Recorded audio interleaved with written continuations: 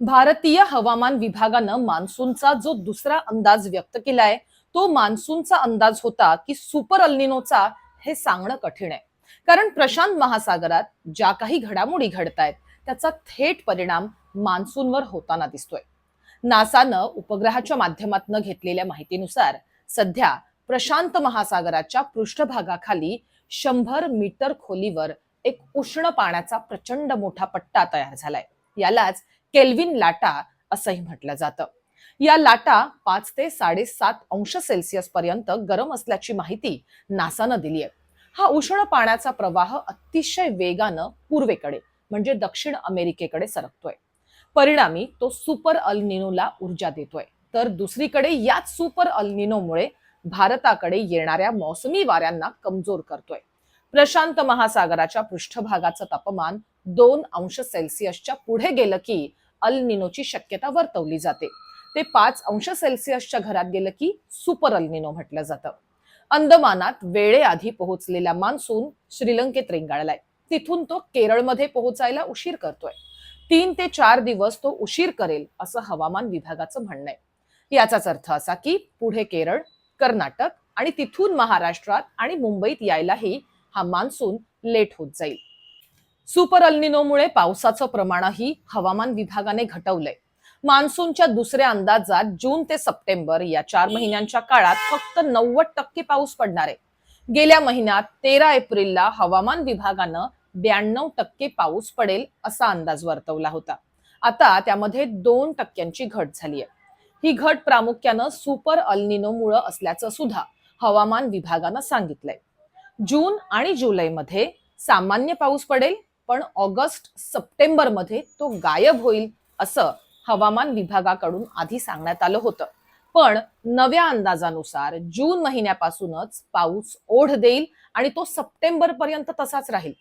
मान्सूनवर सुपर अल निनोची सावली असेल असं मानलं जात होतं, तेच भाकीत आता गडद होताना दिसतंय. भारतीय हवामान विभागानं त्यावर शिक्कामोर्तब केलंय. गेल्या 11 वर्षातलं हवामान विभागाचं हे सगळ्यात कमी पावसाचं भाकीत आहे. दशकभरापूर्वी म्हणजेच 2015 साली सुपर अल निनोचं वर्ष होतं. पावसाचं भाकीत होतं 88%. प्रत्यक्षात पाऊस पडला फक्त 86%. त्यामुळे आताही 90% पावसाचा अंदाज वर्तवला असला तरी सुद्धा प्रत्यक्षात त्यात 60% तूट असू शकते असंही IMDनं स्पष्ट केलंय. याचाच अर्थ असा की महाराष्ट्रच नाही तर देशाच्या बहुतांश भागावर सुपर अल निनोमुळे दुष्काळ पडू शकतो. यात एक आशा होती ती इंडियन डायपोलची. यालाच हिंदी महासागरातला अल निनो असंही म्हटलं जातं. तोही सध्या न्यूट्रल स्थितीत असल्याचं हवामान विभागाचं म्हणणं आहे. तो जर सकारात्मक झाला तर सुपर अल निनो असतानाही मान्सूनच्या पावसाची शक्यता वाढते. पण तो न्यूट्रल स्थितीत असेल तर मग सुपर अल निनोमुळे कमी पडणारा पाऊस दुष्काळ निर्माण करतो. सुपर अल निनोचा जो वेग आणि तीव्रता आहे ती पाहता हा डायपोल तटस्थ राहण्याचीच जास्त शक्यता आहे. इंडोनेशिया आणि आफ्रिका या दोन्ही टोकांवरचा समुद्र उष्णच राहिला तर त्याला IOD तटस्थ असल्याचं म्हटलं जातं. सध्या जसा प्रशांत महासागराचा पृष्ठभाग उष्ण झालाय तसाच तो हिंदी महासागराचाही झालाय. परिणामी मान्सूनचे वारे पावसाळी ढगांशिवाय आहेत. हवामान विभागानं हा रिलीज केलेला भारताचा नकाशा बघा. पूर्णच्या पूर्ण येलो आहे. म्हणजे सामान्यपेक्षाही कमी पाऊस आणि त्यावरच काही रेड डॉट्स आहेत.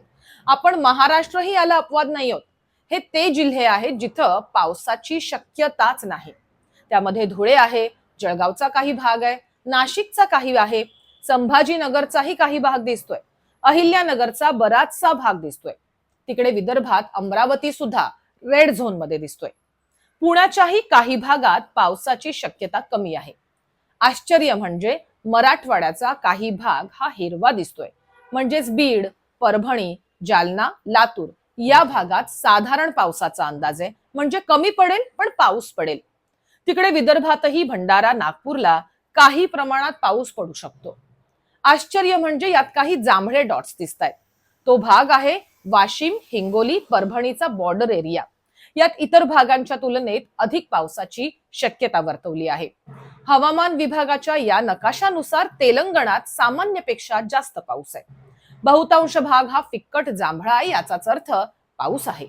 महाराष्ट्र, कर्नाटक आणि तेलंगणाचा जो बॉर्डर एरिया आहे तिथं सामान्य पावसाची शक्यता आहे. यामध्ये सोलापूर आणि धाराशिवचा काही भाग दिसतोय. त्यामुळंच मराठवाड्याचे एखाद दोन जिल्हे सोडले तर महाराष्ट्राच्या इतर भागांच्या तुलनेत पावसाची शक्यता अधिक आहे. ईशान्य भारत सोडला तर देशाच्या इतर तीनही भागात पावसाचं प्रमाण सामान्यपेक्षाही कमी असणार आहे. विशेष म्हणजे याच भागात महाराष्ट्राचाही समावेश होतो. महाराष्ट्रात मान्सूनचं आगमन ठरल्याप्रमाणे होईल. 2-4 दिवस इकडे तिकडे, पण मान्सूनचे फक्त वारे दाखल होतील, ढगही वाहतील, पण पावसाची शाश्वती मात्र नसेल, असं हवामान विभागाचा अंदाज आहे. जो 90% पाऊस पडणार आहे तोही तुटक तुटक असेल. त्यामुळं एकदा पाऊस पडला तर पुन्हा कधी पडेल याची खात्री हवामान विभाग देऊ शकलेला नाही. त्यामुळं पेरणी करताना चारदा विचार करावा, कारण दुबार पेरणीचं संकट कायम असणार आहे. एकट्या जून महिन्यातही पावसाची टक्केवारी 90% इतकीच वर्तवली गेली आहे. जुलै महिन्याच्या पावसाचा अंदाज हा जूनच्या शेवटच्या आठवड्यामध्ये वर्तवण्यात येईल. आश्चर्य म्हणजे हवामान विभागाच्या अंदाजानुसार जिथं वाळवंट आहे किंवा जिथं आतापर्यंत कोरडा मान्सून असतो तिथं यावेळेस सामान्यपेक्षा जास्त पावसाची शक्यता वर्तवली गेली आहे. त्यात राजस्थानचा काही भाग आहे आणि झारखंडचाही. मान्सूनचा जो कोर झोन आहे ज्यात महाराष्ट्रही येतो तिथंही पावसाचं प्रमाण सामान्य राहणार आहे, म्हणजे दुष्काळाची शक्यता अधिक आहे. यात मध्य प्रदेश, महाराष्ट्र, गुजरात, राजस्थान, तेलंगणा, कर्नाटकचा काही भाग तसंच ओडिशा, झारखंडचा समावेश होतो. या पट्ट्यातली शेती पूर्णपणे मान्सूनच्या पावसावर अवलंबून आहे. मान्सूनच्या कोर झोन मधल्या राज्यांमध्ये दुष्काळ पडला तर त्याचा थेट परिणाम देशाच्या कृषी उत्पादन आणि निर्यातीवर होतो. एकूण अर्थव्यवस्था ताणली जाते. त्यामुळेच महाराष्ट्रात होऊ घातलेला दुष्काळ जाग करणारा आहे. हवामान विभागानं एप्रिलमध्ये पहिला अंदाज वर्तवला होता, त्यात 92% पावसाचा अंदाज होता. दुसऱ्या अंदाजात तो 2% घटला. तिसरा अंदाज हा जूनच्या शेवटच्या आठवड्यात वर्तवला जाईल. त्यात काय होईल असं आपल्याला वाटतं? पावसाचं प्रमाण वाढेल की घटेल?